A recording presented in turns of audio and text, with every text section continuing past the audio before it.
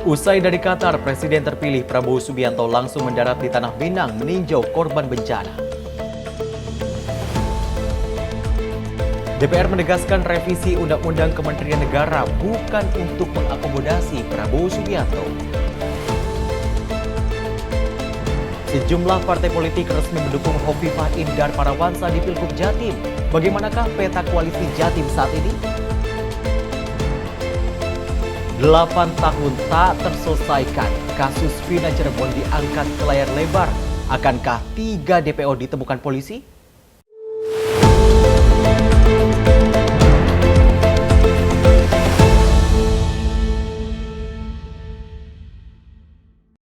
Selamat pagi pemirsa, senang sekali kami kembali hadir menjumpai ruang informasi Anda dalam Sinpo sepekan kali ini. Beragam informasi yang terjadi selama 1 pekan sudah dirangkum oleh tim redaksi kami. Bergabunglah Anda bersama kami dalam Sinpo sepekan, saya Syem Haku bersama Anda.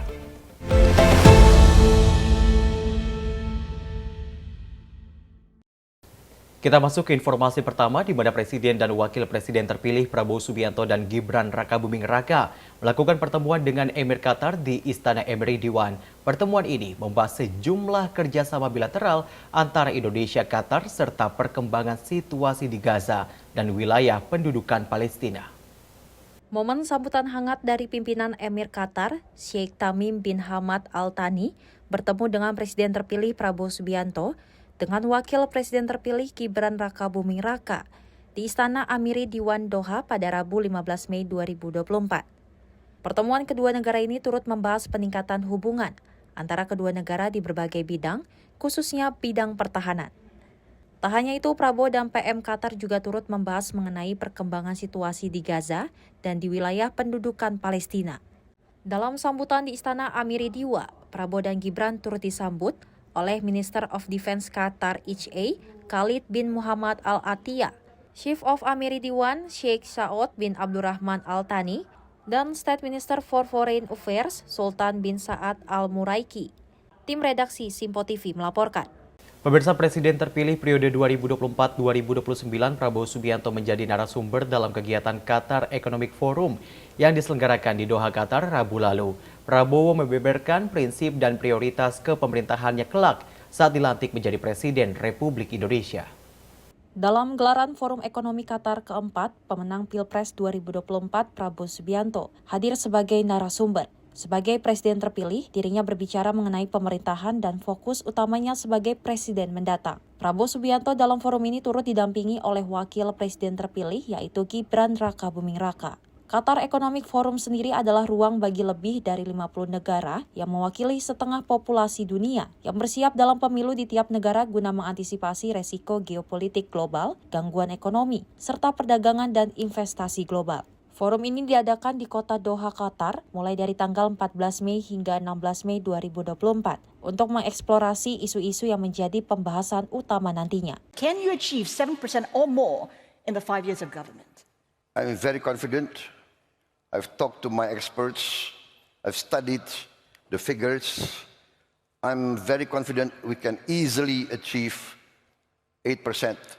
And I am determined to go beyond. Dari Jakarta, tim Sinpo TV melaporkan. Pemirsa, Prabowo Subianto menyatakan masalah gizi pada anak di Indonesia akan jadi fokus utama dalam pemerintahan yang mendatang. Presiden terpilih itu optimis akan menuntaskan masalah gizi bagi anak Indonesia yang selama ini menjadi pembicaraan hangat oleh media. Dalam kesempatannya di Forum Ekonomi Qatar, Prabowo menilai pemberian makan dan susu gratis menjadi jalan keluar bagi polemik stunting dan masalah gizi yang masih tersebar di tanah air. Prabowo bertekad untuk menghilangkan kelaparan di Indonesia. Kebijakan tersebut dicanangkan dimulai saat kampanye Prabowo dalam kontestasi pemilihan presiden 2024. Hal ini sudah diantisipasi dan dipelajari sedini mungkin, mengingat biaya yang akan dikeluarkan tidak sedikit. In a massive campaign, massive effort, I'm determined to get rid of hunger amongst our people, especially the young. And in the end, we have to concentrate on processing our natural resources. We have to make a great effort in downstreaming. Dari Jakarta, tim Sinpo TV melaporkan. Dari informasi terkait dengan Presiden terpilih Prabowo Subianto, kita beralih ke informasi lainnya di mana pimpinan DPR menegaskan bahwa rencana DPR melakukan revisi Undang-Undang Nomor 39 Tahun 2008 tentang Kementerian Negara bukanlah untuk mengakomodasi jumlah menteri. Pimpinan DPR Dasko menjelaskan bahwa rencana revisi Undang-Undang tentang Kementerian Negara bertujuan untuk mengoptimalkan kinerja kabinet di masa depan. Selain itu, pembahasan terkait hal tersebut dikabarkan belum pernah dibahas. Sebenarnya begini, kalau ada revisi Undang-Undang Kementerian bukan untuk mengakomodasi jumlah menteri dalam jumlah tertentu, tetapi kemudian mungkin untuk mengakomodasi kepentingan, kebutuhan nomenklatur dan juga bagaimana mengoptimalkan, memaksimalkan kerja-kerja kabinet di masa depan.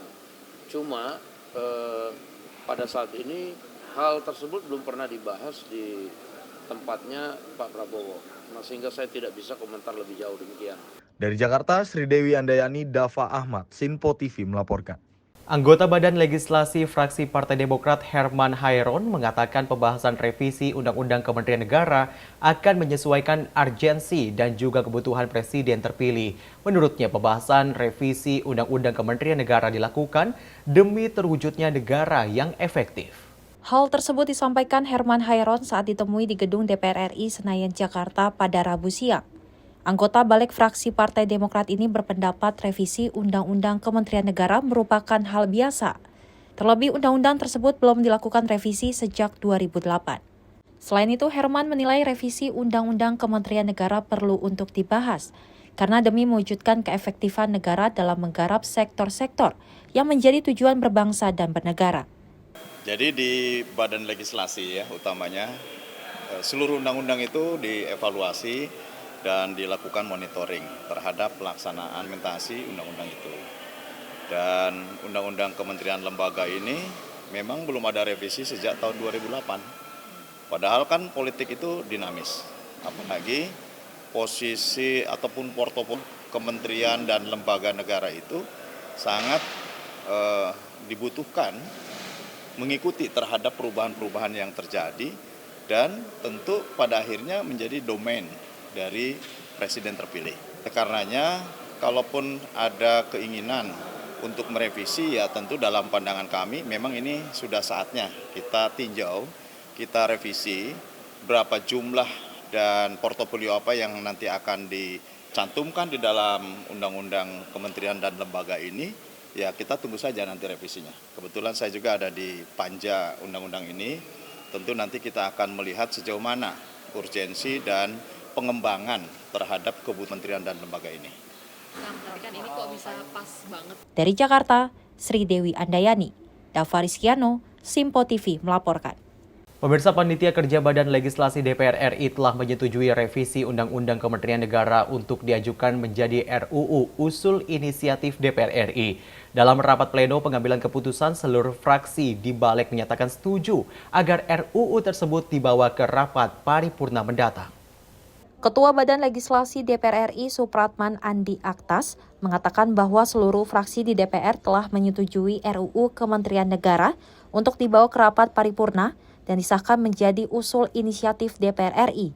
Jika sudah disahkan, draft RUU tersebut nanti akan diserahkan kepada pemerintah untuk dilakukan pembahasan lebih mendalam. Lebih lanjut, dengan adanya revisi Undang-Undang Kementerian Negara, diharapkan efektivitas pemerintah ke depan dapat berjalan baik. Tentunya sesuai dengan visi misi Presiden terpilih.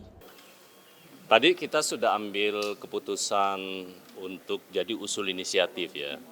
Jadi revisi Undang-Undang Kementerian Negara sudah diputuskan untuk menjadi RUU usul inisiatif DPR.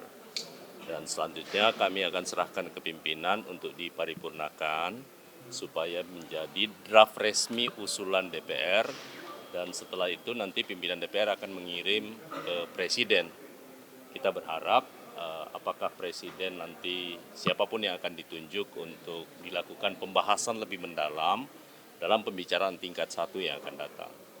Dan kami bersyukur ternyata bahwa semua fraksi setuju dengan berbagai macam catatan-catatan yang ada yang sifatnya adalah dalam rangka prinsip yang pertama. Semua menghargai perubahan ini dalam rangka memperkuat sistem presidensil kita. bahwa presiden itu siapapun presidennya tidak boleh dikunci terkait dengan angka menyangkut soal jumlah kementerian maupun nomenklatur kementeriannya. Dari Jakarta, Sri Dewi, Dava Rizkiano, Simpo TV melaporkan. Pemirsa, itu tadi informasi di paruh pertama kita terkait dengan presiden terpilih dan juga balik yang menyatakan terkait dengan revisi Undang-Undang Kementerian Negara. Beragam informasi penting lainnya masih akan hadir sesaat lagi. Tetaplah bersama kami.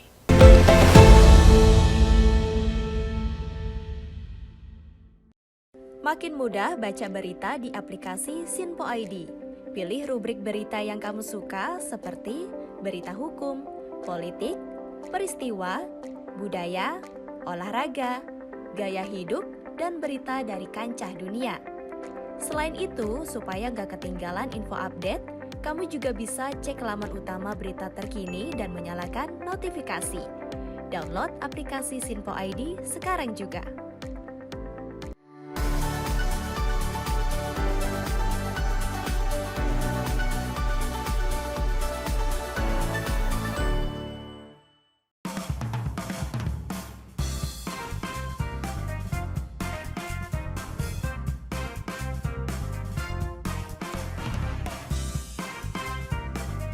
Informasi strategi ekonomi dan bisnis dengan host dan narasumber yang berpengalaman yang dikemas dalam program Beken, Bisnis Elit dan Keren. Setiap Sabtu dan Minggu pukul 16.00 hanya di Sinpo TV. Bersama saya, Roni Francis. Dan saya, Doni De Keizer. Saksikan program Beken, Bisnis Elit dan Keren. Hanya di Sinpo TV.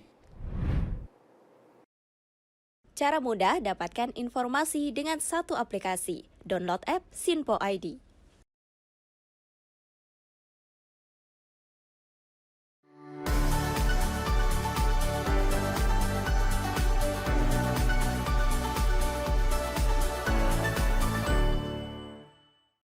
Halo, salam jumpa pemirsa. Kami kembali hadir dengan rangkaian informasi yang dihimpun dari berbagai penjuru dunia. Kami hadirkan rangkuman informasi terkini dari seluruh penjuru dunia hanya untuk Anda. Informasi paling penting dan sajian berita menarik kami sajikan hanya di Sinpo Dunia. Bersama saya Dewi Manik, inilah Sinpo Dunia selengkapnya untuk Anda. Jangan lewatkan Sinpo Dunia setiap Senin hingga Jumat di Sinpo TV.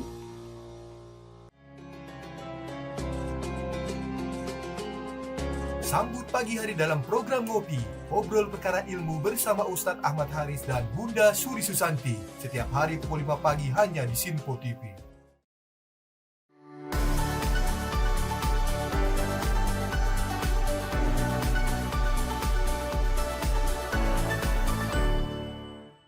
Sejumlah peristiwa penting dan bersejarah kami sampaikan secara langsung dari tempat kejadian secara real time dalam program Breaking News Sinpo TV. Saksikan terus Breaking News Sinpo TV. Halo, salam jumpa pemirsa. Senang sekali kita kembali hadir menjumpai Anda dalam Menyapa Malam ini. Rangkuman informasi berkualitas siap temani Anda di malam hari. Sajian berita teraktual yang menjadi pembicaraan kami hadirkan ke layar kaca.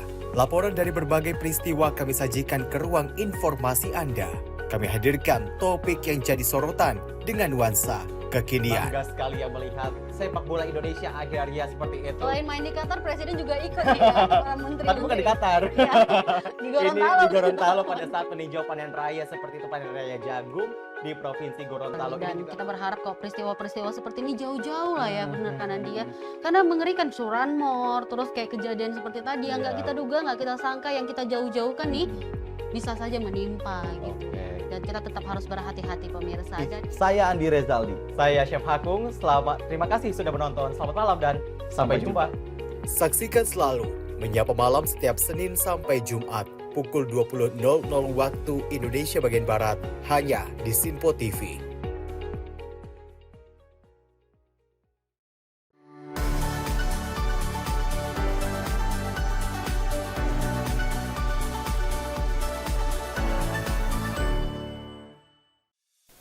Apa kabar pemirsa? Senang sekali saya Sally Siregar dapat menjumpai Anda dalam Sinpo Dunia Sepekan. Kami temani akhir pekan Anda bersama sanak saudara dan keluarga tercinta. Dengan sajian informasi yang unik dan menarik dari berbagai negara.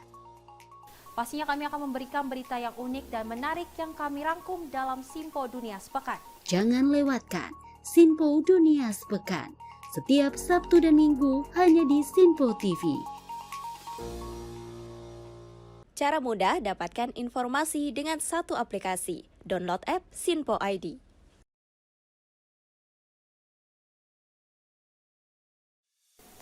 Salam jumpa pemirsa, Anda menyaksikan Sinpo Sepekan bersama saya Syem Hakung. Beragam informasi selama sepekan kami sajikan untuk Anda. Rangkuman berita yang menjadi sorotan media massa siap menemani akhir pekan Anda bersama keluarga tercinta.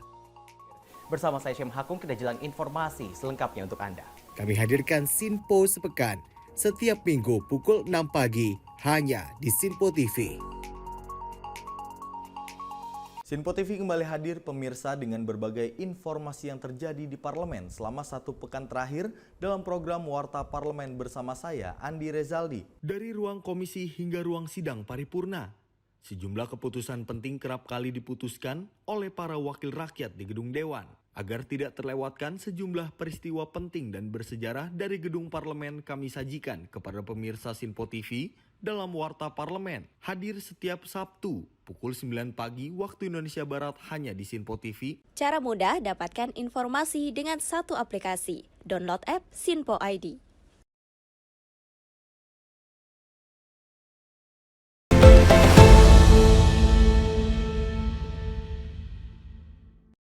Terima kasih Anda masih bersama kami dalam Sinpo Sepekan, masih bersama saya Syem Hakung.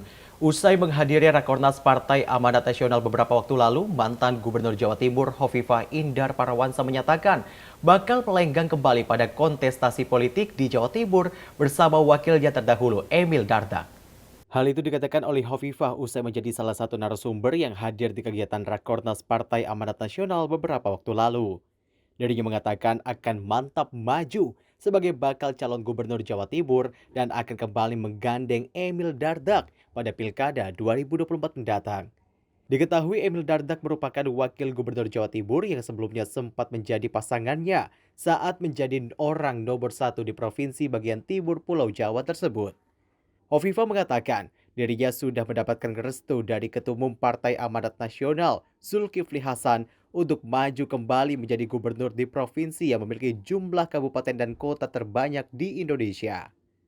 Dirinya menuturkan alasan memilih Emil Dardak selain sudah merasa nyaman, Hovifah juga ingin saat dipercaya kembali oleh masyarakat bisa langsung bekerja kembali untuk menuntaskan pekerjaan yang belum usai pada masa sebelumnya. Hingga kini ia masih menunggu dan meminta restu ke sejumlah partai politik yang ada dalam barisan koalisi Indonesia Maju, di antaranya Demokrat, Golkar, hingga Gerindra. Tim redaksi Sinpo TV melaporkan. Sekjen Partai Gerindra Ahmad Muzani menyatakan saat ini Partai Gerindra bakal fokus memenangkan Hovifah Indar Parawansa dalam Pilgub Jatim 2024 mendatang. Sebelumnya, Hovifah telah mendapatkan restu dari Ketua Umum Partai Amanat Nasional untuk melenggang di kontestasi Pilgub Jawa Timur. Kemudian nanti di Pulau Jawa belum selesai tentang calon gubernur Jawa Timur sudah selesai. Kita akan fokus kepada pemenangan Ibu Hovifah, kemudian Jawa Tengah, Jawa Barat, termasuk DKI Jakarta.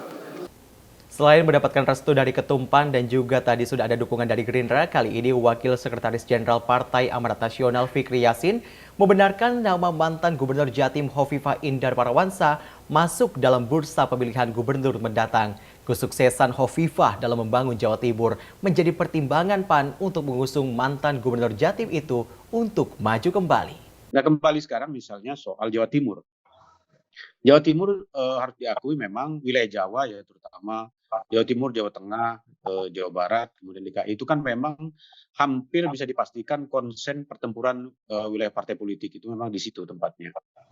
Nah, iya memang Hovifah itu masuk dalam radar kita karena dia jujur harus dia cukup berhasil, artinya dia memimpin Jawa Timur cukup berhasil, kemudian dia cukup mengakar, kemudian dia juga tokoh nasional. Kemudian catatan negatifnya juga hampir bisa dipastikan. Resistensi di publik juga nggak ada. Maka dia masuk dalam prioritas kita. Gitu. Sejauh ini memang artinya kalau dikatakan kata pasti memang belum juga. Tetapi memang dia masuk radar prioritas utama kita untuk kita usung menjadi calon gubernur di Jawa Timur. Itu pertimbangan-pertimbangannya.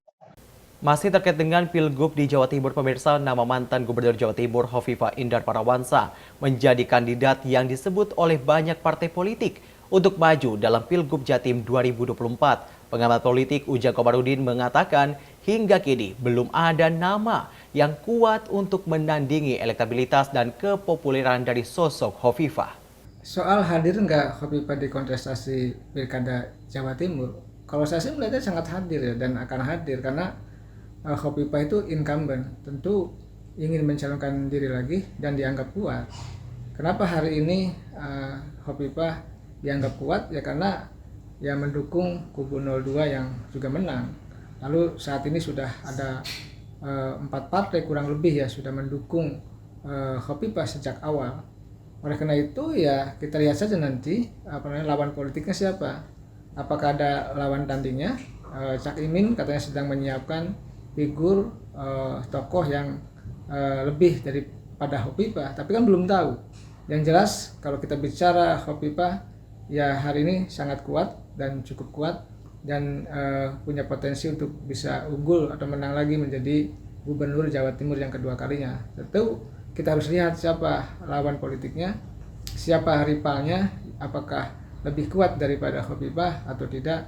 Tetapi saya melihatnya kans ya Hovifah akan hadir, akan ikut kontestasi, tentu dengan kelihatannya ya dengan kekuatan yang sudah powerful di Jawa Timur. Oleh karena itu ya sekarang kesulitannya adalah lawan-lawan politik untuk mempersiapkan diri untuk melawan Hovifah yang dianggap kuat itu. Jadi soal ada atau tidak Hovifah di kontestasi, kalau saya mengatakannya pasti ada dan akan ada, dan tadi akan berkontestasi di pilkada nanti. Seorang incumbent tentu maju lagi dan kelihatannya juga tidak akan menjadi menteri. Jadi menjadi gubernur adalah menjadi pilihan ya utama dari Bu Hovifah karena termasuk incumbent. Munculnya nama Hovifah Indar Parawansa dalam bursa pencalonan Gubernur Jawa Timur membuat sejumlah partai politik melirik. Selain PAN, Gerindra dan sejumlah partai politik lainnya diisukan akan turut mengusung Hovifah dalam kontestasi Pilgub di Jawa Timur. Pilkada Jawa Timur 2024 ini sangat menarik karena Hovifah sebagai gubernur dan Pak Emil Dardak sebagai wakil gubernur kemungkinan besar akan bersatu kembali. PDI Perjuangan, lalu kemudian PKS dan Nasdem sudah mengirimkan sinyal akan bergabung. Lalu partai mana saja yang kemungkinan akan bergabung? Partai Demokrat, tentu Pak Emil dari Demokrat bisa jadi. Dan kemungkinan besar dia akan bergabung. Gerindra punya kedekatan. Hovifah pernah membantu kemarin pemenangan capres dari Pak Prabowo. Nah, berikutnya adalah PKB dan kemudian P3.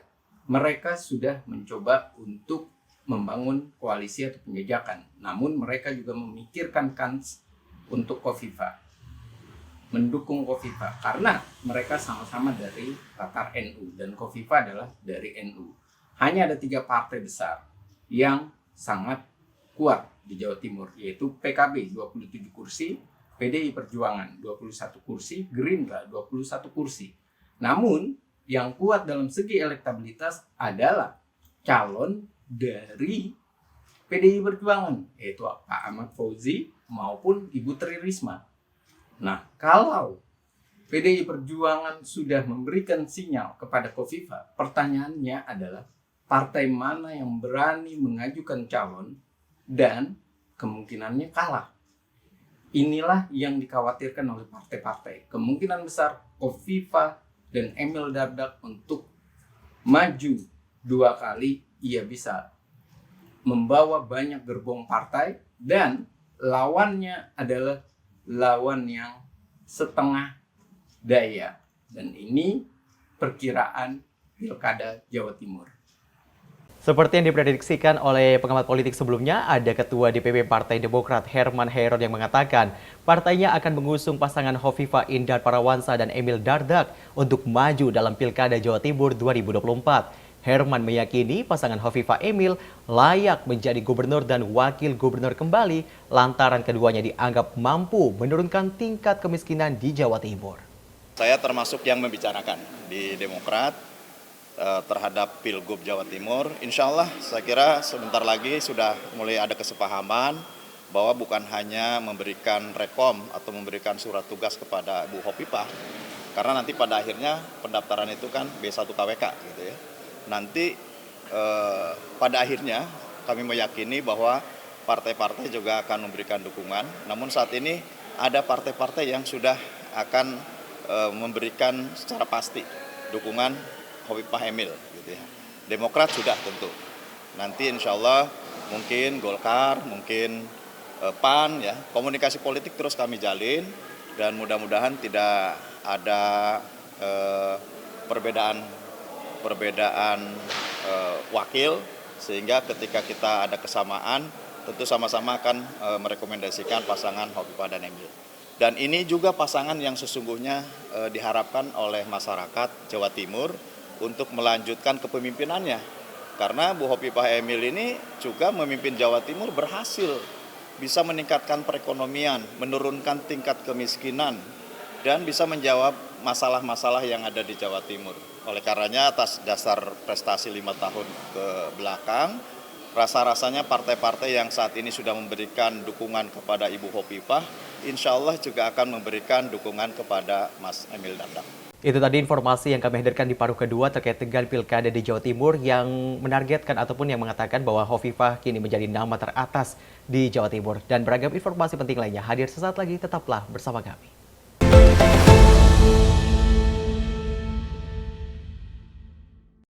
Makin mudah baca berita di aplikasi Sinpo ID. Pilih rubrik berita yang kamu suka seperti berita hukum, politik, peristiwa, budaya, olahraga, gaya hidup, dan berita dari kancah dunia. Selain itu, supaya nggak ketinggalan info update, kamu juga bisa cek laman utama berita terkini dan menyalakan notifikasi. Download aplikasi Sinpo ID sekarang juga.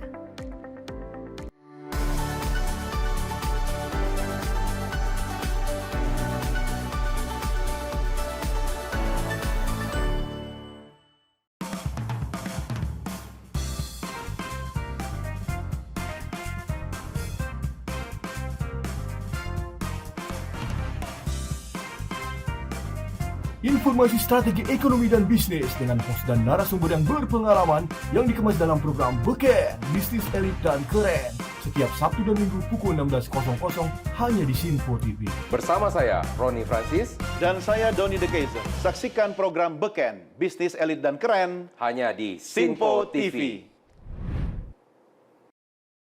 Cara mudah dapatkan informasi dengan satu aplikasi. Download app Sinpo ID.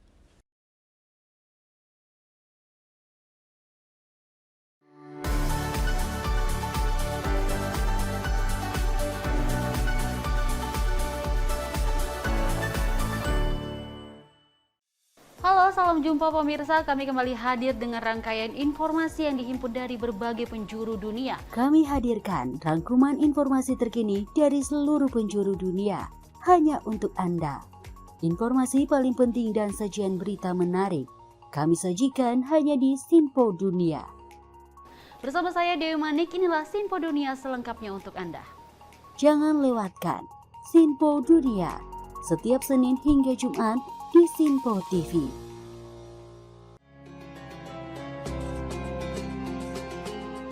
Sambut pagi hari dalam program Ngopi, obrol perkara ilmu bersama Ustadz Ahmad Haris dan Bunda Suri Susanti. Setiap hari pukul 5 pagi hanya di Sinpo TV.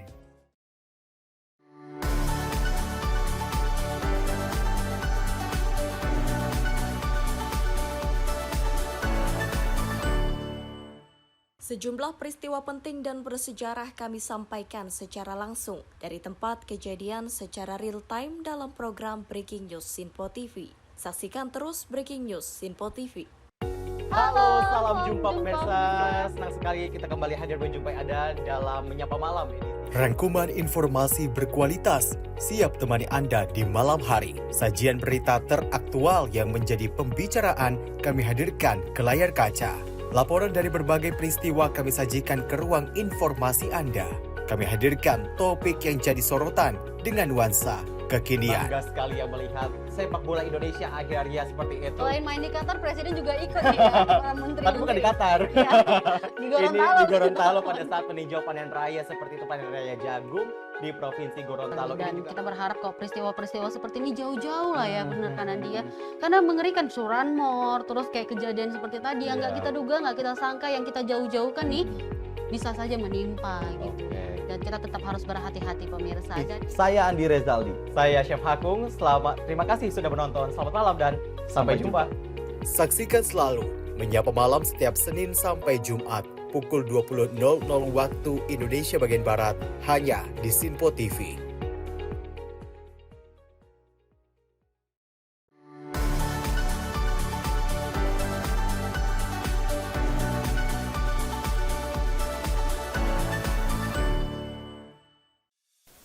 Apa kabar pemirsa? Senang sekali saya Sally Siregar dapat menjumpai Anda dalam Simpo Dunia Sepekan. Kami temani akhir pekan Anda bersama sanak saudara dan keluarga tercinta.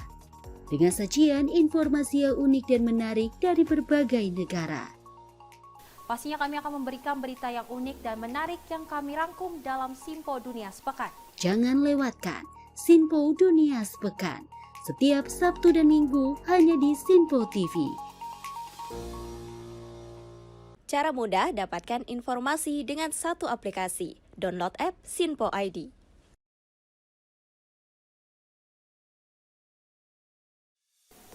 Salam jumpa pemirsa, Anda menyaksikan Sinpo Sepekan bersama saya Syem Hakung. Beragam informasi selama sepekan kami sajikan untuk Anda. Rangkuman berita yang menjadi sorotan media massa siap menemani akhir pekan Anda bersama keluarga tercinta. Bersama saya Syem Hakung, kita jelang informasi selengkapnya untuk Anda. Kami hadirkan Sinpo Sepekan setiap minggu pukul 6 pagi hanya di Sinpo TV.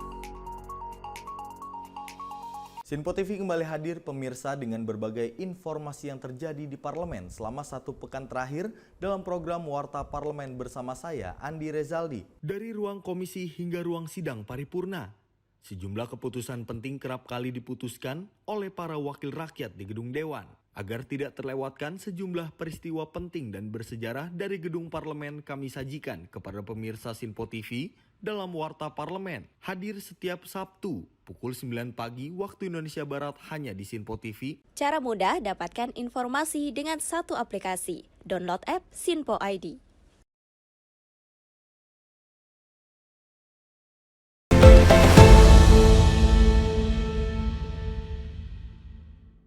Terima kasih Anda masih bersama kami dalam Sinpo Sepekan. Anggota DPR Gus Pardi Gaus mengajukan permintaan kepada pemerintah pusat untuk mengklasifikasikan banjir bandang di Sumatera Barat sebagai bencana nasional. Menurutnya pemerintah pusat dan daerah harus saling berkoordinasi agar permasalahan dapat terselesaikan. Anggota DPR RI Gus Pardi Gaus meminta agar peristiwa banjir bandang yang terjadi di sejumlah wilayah Sumatera Barat ditetapkan oleh pemerintah sebagai bencana nasional. Menurutnya bencana itu merupakan peristiwa yang memprihatinkan karena selain timbulnya puluhan korban, sejumlah akses antar kota dan kabupaten di wilayah Padang dan sekitarnya tertutup. Lebih lanjut, ia berharap pemerintah turun tangan guna mengatasi permasalahan yang sangat vital bagi kehidupan masyarakat di wilayah terdampak banjir bandang tersebut. Inilah pesan-pesan yang saya sampaikan kepada seluruh anggota DPR dan masyarakat seluruh Indonesia, di mana pada hari Sabtu terjadi bencana yang sangat luar biasa di beberapa kabupaten kota yang ada di Sumatera Barat, terutama di kampung saya sendiri di Kabupaten Agam, ada di 3 kecamatan.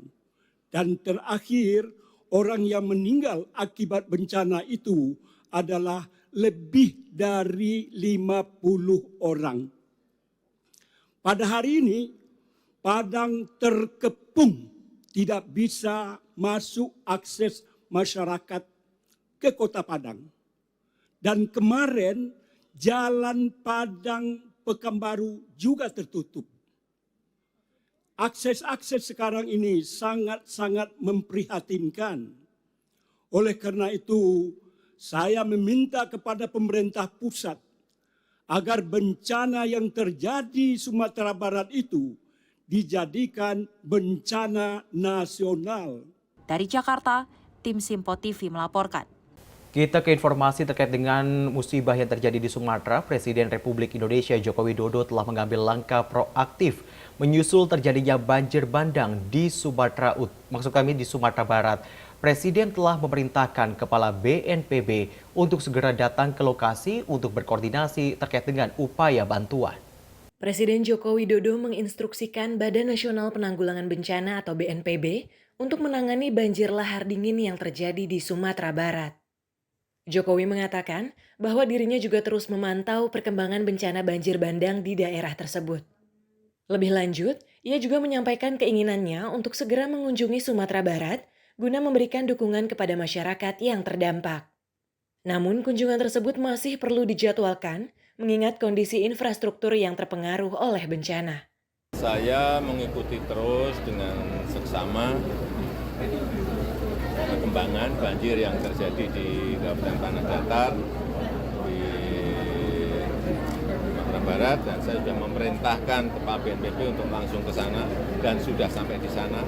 Kemarin kita telepon juga perkembangannya seperti apa, kondisinya seperti apa, sudah kita ikuti, dan saya juga ingin ke sana tapi masih mengatur waktu karena juga di sana kondisinya jalan banyak yang longsor, pengungsi juga baru ditata, sehingga nanti kalau waktunya sudah ketemu saya akan menuju ke Sumatera Barat dan berangkat mulai memberikan bantuan dan memberikan solusi bagi yang terdampak. Tim Sinpo TV melaporkan. Selain dari Presiden Republik Indonesia, ada informasi dari Presiden terpilih di mana usai dari Qatar, Menteri Pertahanan sekaligus Presiden terpilih Prabowo Subianto mengunjungi korban bencana banjir bandang di Sumatera Barat, sekaligus menyalurkan bantuan untuk korban banjir bandang. Menteri Pertahanan sekaligus Presiden terpilih periode 2024-2029 Prabowo Subianto menyampaikan turut berduka atas bencana banjir bandang yang melanda salah satu daerah di Provinsi Sumatera Barat.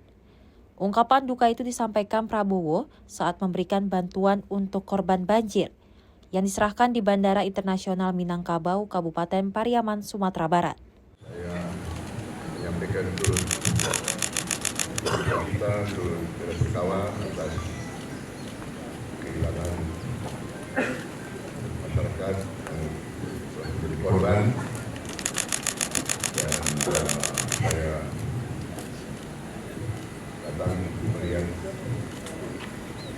bantuan yang bisa kita berikan dari Kementerian Pertahanan juga dari unsur lain. Kami akan pantau terus apa yang bisa kita bantu, dan saya ucapkan terima kasih kepada semua unsur TNI yang bantu dan Polri. Sekali lagi kepada unsur pendukung kita, dan kemudian kita berdoa kepada Yang Maha Kuasa, warga yang tinggal di kekuatan, dan kita bersama-sama akan bekerja keras untuk. Adapun bantuan yang disalurkan antara lain 20 ton beras, 1.000 paket obat-obatan, 10.000 dus mie instan, hingga 600 pasang sepatu boots. Bantuan yang diangkut menggunakan 17 truk tersebut, juga termasuk 3.000 helai selimut dan 3.000 paket alat mandi. Bencana banjir bandang bercampur lahar melanda tanah datar, Agam, dan Padang Panjang. Badan Nasional Penanggulangan Bencana menginformasikan hingga Kamis 16 Mei 2024, korban tewas mencapai 67 orang, 20 orang hilang, dan 44 lainnya mengalami luka-luka. Tim redaksi Simpo TV melaporkan. Presiden terpilih periode 2024-2029 Prabowo Subianto menyampaikan duka atas bencana banjir bandang yang melanda beberapa daerah di Provinsi Sumatera Barat. Selain menyalurkan bantuan kepada korban bencana, Prabowo mengapresiasi kinerja TNI Polri yang sigap mengambil tindakan untuk meringankan beban masyarakat. Seperti inilah suasana haru saat Prabowo Subianto hadir langsung meninjau dan menyalurkan bantuan pada korban yang terkena musibah yang melanda beberapa daerah di Provinsi Sumatera Barat. Prabowo menyampaikan turut berduka atas bencana yang menimpa, serta memberikan ucapan terima kasih dan apresiasi atas kinerja semua unsur, dari TNI Polri yang sigap mengambil tindakan untuk meringankan beban masyarakat. Saya menyampaikan turut kita turut bersalah atas kehilangan masyarakat yang telah menjadi korban, dan saya datang melihat bantuan yang bisa kita berikan dari Kementerian Pertahanan juga dari unsur lain. Kami akan pantau terus apa yang bisa kita bantu. Kita mengerti bahwa negara kita melawan dengan bencana, tapi kita harus siap dan lebih mengatur langkah-langkah reaksi dan langkah-langkah sumber daya meringankan kesulitan daya. Sekarang sementara itu dari saya sekali lagi kepada untuk kita, dan marilah kita berdoa kepada Yang Maha Kuasa, keluarga yang tinggal diberi kekuatan, dan kita bersama-sama akan bekerja keras untuk segera memulihkan keadaan. Diketahui Prabowo Subianto melalui Kemhan menyalurkan bantuan berupa 20 ton beras, 1.000 paket obat-obatan berupa obat diare, obat demam, obat flu, minyak kayu putih, betadin, kain kasa, vitamin, Hansaplast, hingga 600 pasang sepatu boots. Termasuk bantuan 3.000 helai selimut, 3.000 paket alat mandi, hingga 10.000 dus mie instan. Tim redaksi Simpo TV melaporkan. Pemirsa, BMKG mengoptimalisasi operasi teknologi modifikasi cuaca ataupun TMC di wilayah Sumatera Barat. BMKG mengimbau masyarakat Sumatera Barat untuk mewaspadai potensi hujan sedang hingga lebat selama sepekan ke depan di beberapa kecamatan. BMKG menginformasikan hujan dengan intensitas hingga sangat lebat, pemicu banjir bandang, banjir lahar, hujan, dan longsor. Peringatan waspada untuk masyarakat diberlakukan untuk wilayah yang ada di 3 kabupaten, yaitu Kabupaten Agam, Tanah Datar, dan Padang Panjang. Informasi dalam bentuk peringatan dini sangat penting untuk ditindaklanjuti oleh pihak-pihak terkait untuk mengurangi resiko bencana Sumatera Barat seperti di bantaran sungai, pegunungan, dan perbukitan. Berlaku untuk tanggal 10 hingga tanggal 12 di wilayah Sumatera Barat atau di wilayah yang di situ potensi untuk terjadinya lahar hujan atau banjir lahar hujan ataupun longsor ataupun galodo. Secara lebih detail, peringatan dini ini disampaikan slide berikutnya. Coba slide berikutnya. Nah, disampaikan pada tanggal 9 di situ yang tertulis merah di sana itu diprediksi beberapa wilayah kecamatan di Sumatera Barat berpotensi mengalami hujan dengan intensitas sedang hingga lebat, dapat disertai angin kencang dan kilat petir. Ada beberapa kecamatan. Dari Jakarta, tim redaksi Simpo TV melaporkan. Itu tadi informasi yang kami hadirkan di paruh kedua terkait dengan Pilkada di Jawa Timur yang menargetkan ataupun yang mengatakan bahwa Hovifah kini menjadi nama teratas di Jawa Timur. Dan beragam informasi penting lainnya hadir sesaat lagi, tetaplah bersama kami.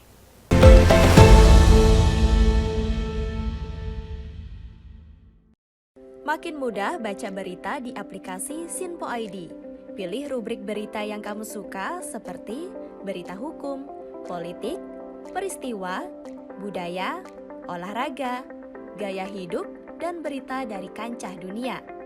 Selain itu, supaya nggak ketinggalan info update, kamu juga bisa cek laman utama berita terkini dan menyalakan notifikasi. Download aplikasi Sinpo ID sekarang juga.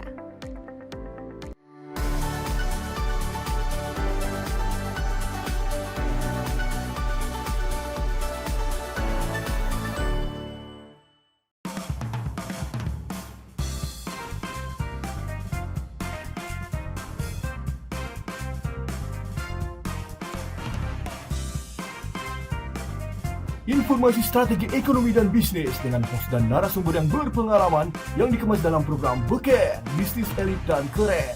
Setiap Sabtu dan Minggu pukul 16.00 hanya di Sinpo TV. Bersama saya, Roni Francis. Dan saya Doni De Keizer. Saksikan program Beken, Bisnis Elit dan Keren. Hanya di Sinpo TV. Cara mudah dapatkan informasi dengan satu aplikasi. Download app Sinpo ID.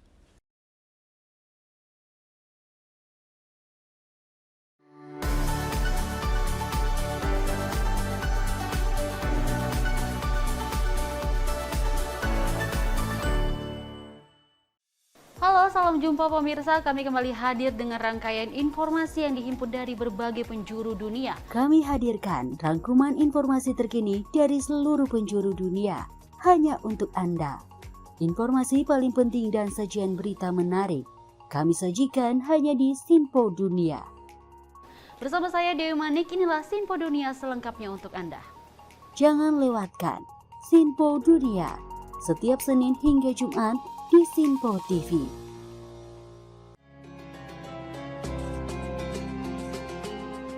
Sambut pagi hari dalam program Ngopi, obrol perkara ilmu bersama Ustadz Ahmad Haris dan Bunda Suri Susanti. Setiap hari pukul 5 pagi hanya di Sinpo TV.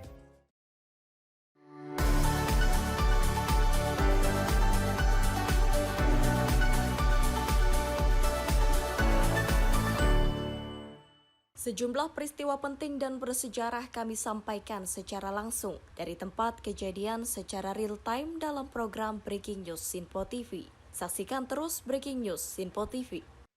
Halo, salam jumpa pemirsa.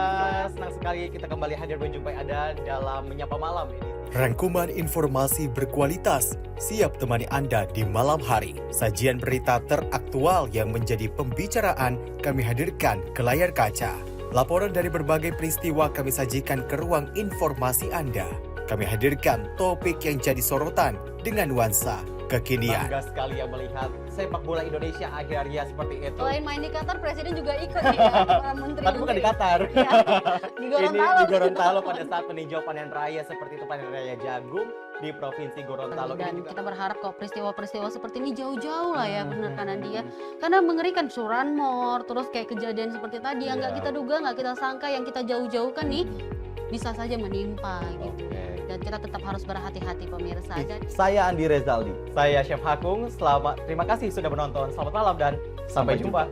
Saksikan selalu Menyapa Malam setiap Senin sampai Jumat pukul 20.00 waktu Indonesia bagian Barat hanya di Sinpo TV.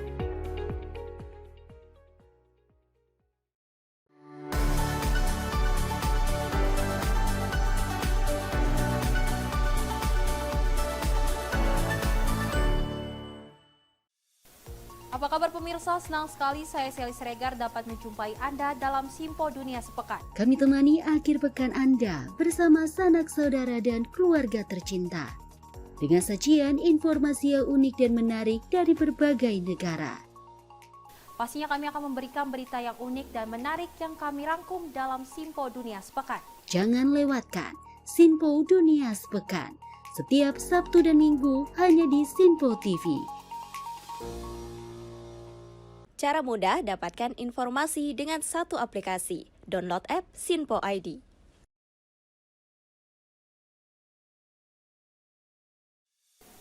Salam jumpa pemirsa, Anda menyaksikan Sinpo Sepekan bersama saya Syem Hakung. Beragam informasi selama sepekan kami sajikan untuk Anda. Rangkuman berita yang menjadi sorotan media massa siap menemani akhir pekan Anda bersama keluarga tercinta.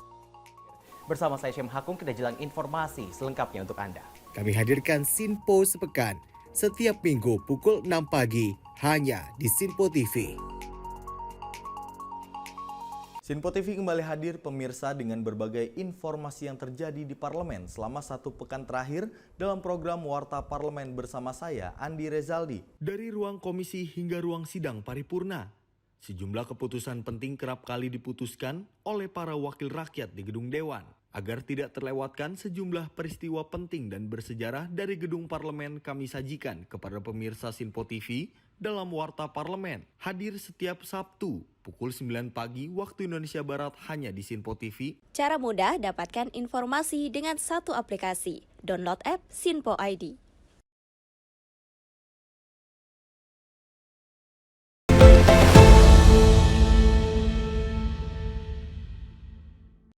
Terima kasih Anda masih bersama kami dalam Sinpo Sepekan. Pemirsa, 8 tahun berlalu sejak peristiwa pembunuhan Vina di Cirebon, kasus ini kembali menjadi perbincangan di publik.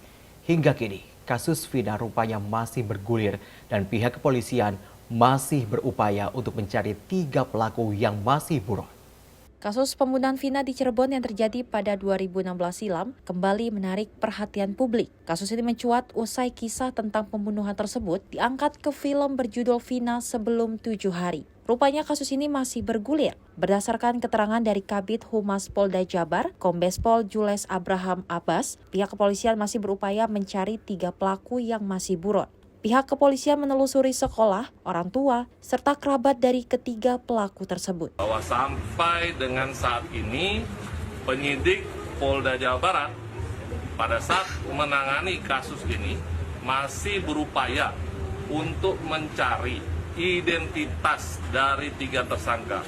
Kami baru menemukan yang namanya inisial atau kata ya, nama Saudara Dani, Saudara Andi, Saudara Peggy alias Perong.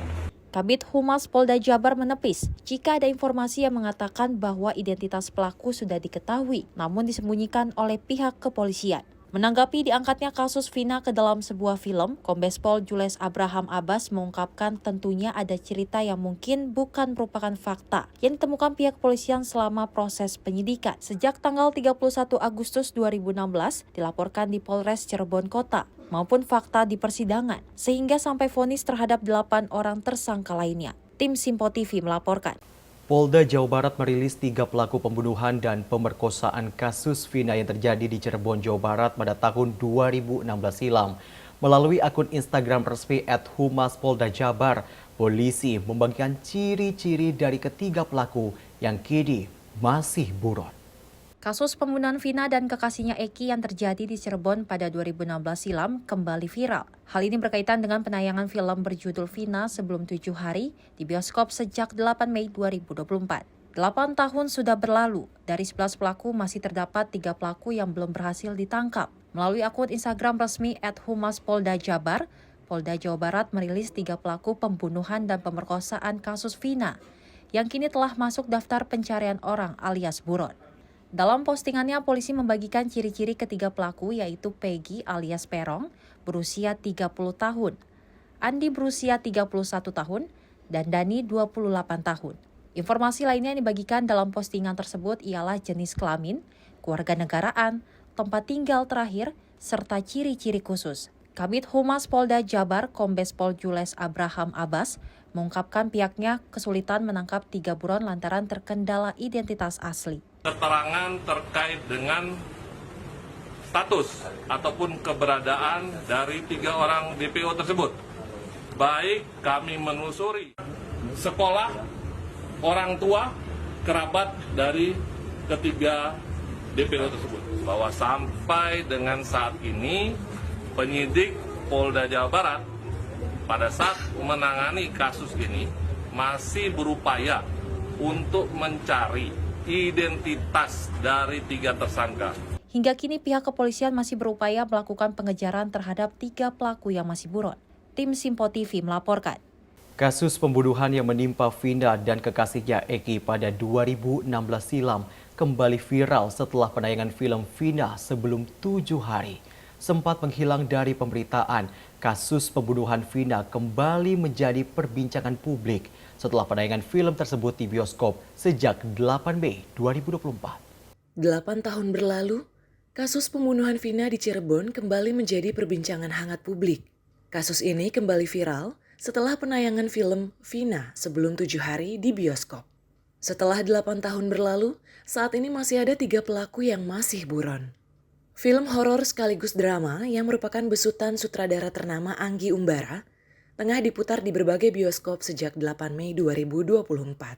Film yang tersaji dengan durasi sekitar 1 jam 40 menit ini diangkat dari kisah nyata kehidupan Vina dan kekasihnya yang menjadi korban pembunuhan anggota geng motor pada 2016 silam.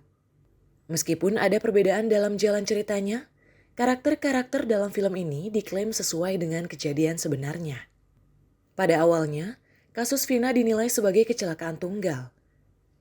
Namun dalam perjalanannya, setelah serangkaian penyelidikan yang dilakukan oleh pihak kepolisian, kasus ini ditetapkan menjadi kasus pembunuhan. Vina dan kekasihnya meninggal oleh geng motor yang berjumlah 11 orang. Bahkan pelaku juga memperkosa Vina sebelum akhirnya dibunuh. 8 pelaku sudah berhasil ditangkap oleh pihak kepolisian, namun menyisakan 3 orang pelaku yang masuk dalam daftar pencarian orang. Hingga saat ini, penyidik Polda Jawa Barat masih terus berupaya untuk mencari 3 pelaku yang masih buron. Tim Sinpo TV melaporkan.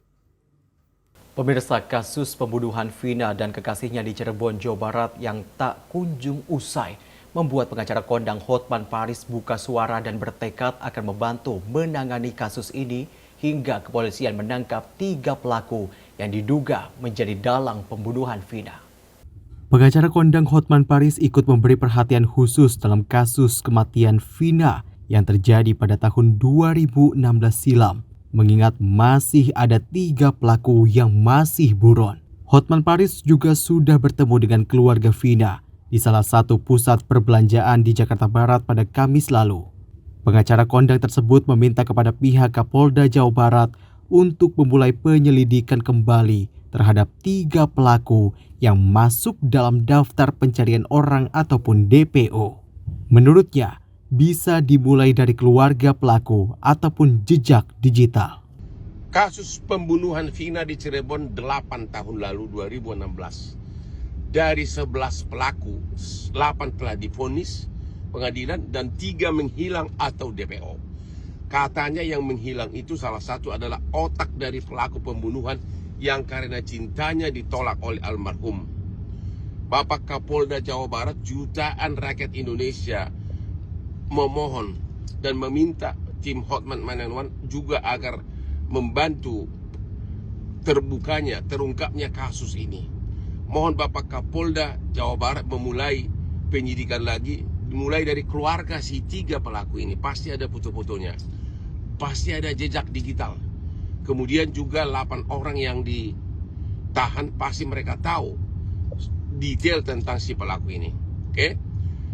Sempat mereda, kasus pembunuhan Vina kembali menjadi perbincangan publik setelah penayangan film berjudul Vina sebelum 7 hari. Sejak 8 Mei 2024, film tersebut disajikan kepada publik dengan durasi sekitar 1 jam 40 menit itu diangkat dari kisah nyata dari kehidupan Vina dan kekasihnya yang menjadi korban pembunuhan anggota geng motor pada tahun 2016 silam. Dari Jakarta, tim Sinpo TV melaporkan. Menjadi harapan kita bersama, kasus yang tak kunjung usai selama 8 tahun terakhir bisa diusut tuntas oleh Kepolisian Republik Indonesia. Informasi tadi sekaligus menjadi akhir jumpa kita dalam Sinpo sepekan kali ini. Wakil kerabat kerja yang petugas, saya Syekh Hakung. Terima kasih. Sampai jumpa.